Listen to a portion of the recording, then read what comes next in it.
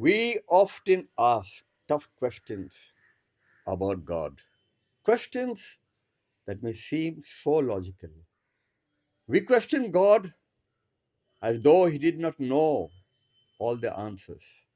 Yes, we question what was God thinking when He made man? What kind of God chooses suffering for humanity? We ask these cynical questions and wrestle with our doubts, and our faith seems to waver. We wonder why an eternal God would choose frail humanity and limited flesh with sorrow filled days, hunger, tears, humiliation, and ultimately death. But here is the truth the world must hear: God did not stand above pain, He stepped into it Himself. He did not rule from a distance, He walked among us. He did not demand obedience without cost. He paid the highest cost Himself. The eternal Word became flesh, just like us, not as a king, sheltered from suffering, but as a man acquainted with sorrow and grief. He knew, yes, He knew, the irritation of family life, lack of money, rejection, betrayal, despair, tears, disgrace before men, and finally death itself. But in the same standards of His justice and righteousness, God kept His own rules. This was God playing fair.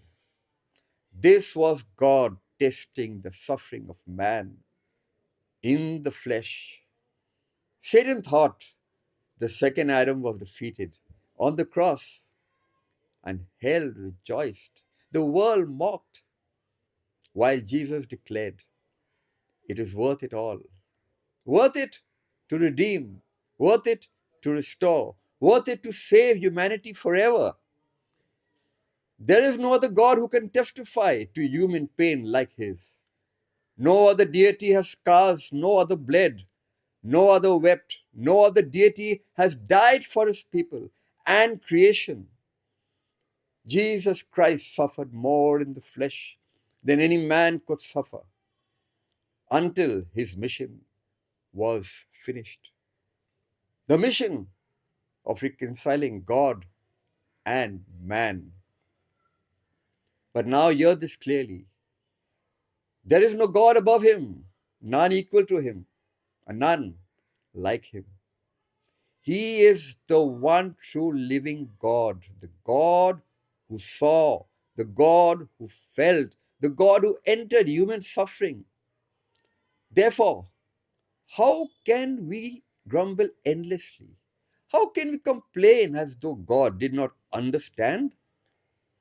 Hebrews 4 verses 15 declares, "We do not have a high priest who cannot sympathize with our weaknesses." God is that high priest Himself who felt a pain. When you suffer, He knows. When you are rejected, He remembers. When you are humiliated, He endured it all. When you feel abandoned, He cried out too. Your pain is not foreign to God. Your tears are not invisible.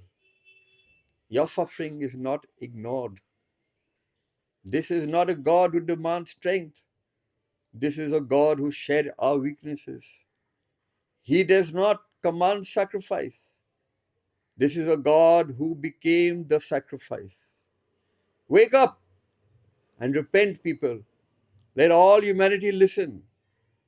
If God Himself walked through the valley of human suffering without complaining, who are we to live without any gratitude, obedience, and humility and faith? Yes, God is God enough in the Spirit, but He also proved He was also man enough in the flesh. Look to the cross and come back to your first love.